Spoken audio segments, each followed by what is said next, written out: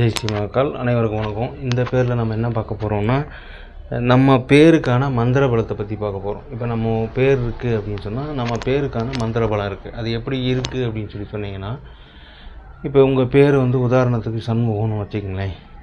சண்முகம் அப்படின்னா சண்முகம் சண்முகம் சண்முகம் சண்முகம்னு கூப்பிட இது வந்து உடல்.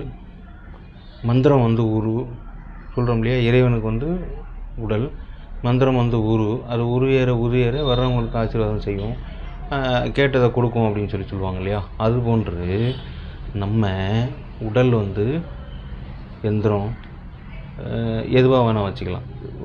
அகம் பிரம்மாத்மி அப்படி கூட வச்சுக்கலாம். அப்படி இருக்கிறப்ப இந்த உடலுக்கான ஒரு பேர் தேவை, அதாவது ஒரு மந்திர சொல்லு தேவை. அதான் அந்த பேர் வைக்கிறாங்க.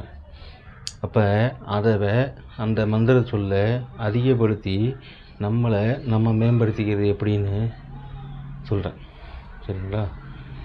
உதாரணத்துக்கு சண்முகம்னு வச்சுக்கங்களேன். சண்முகம் அப்படின்னா சண்முகம் அப்படின்னு 1,00,000 முறை படிச்சிங்க அப்படின்னு சொன்னால் இந்த உடலுக்கு மந்திர உரு கிடைக்கும்.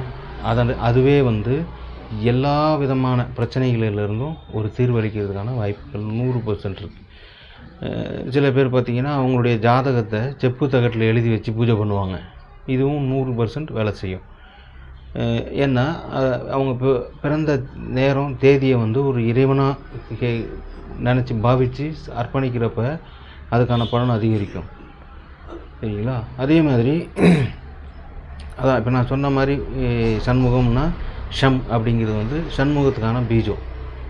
இப்போது இந்த பீஜ மந்திரத்தை சேர்த்து படிக்கும்போது அவருக்கு வாழ்க்கையில் இருக்கிற என்ன சொல்கிறதுங்க, துன்பங்கள், கஷ்டங்கள், கணவன் மனைவி பிரச்சனை, பணத்துக்கான பிரச்சனை, தொழில் முறை, இது எல்லாமே 100% நீங்கும்னு சொல்லலை, ஒரு 50% ரிலீஃப் கிடைக்கும், சரிங்களா. ஜெய் ஸ்ரீ மகாகால். நன்றி, வணக்கம். சப்ஸ்கிரைப் பண்ணுங்கள், லைக் பண்ணுங்கள், ஷேர் பண்ணுங்கள்.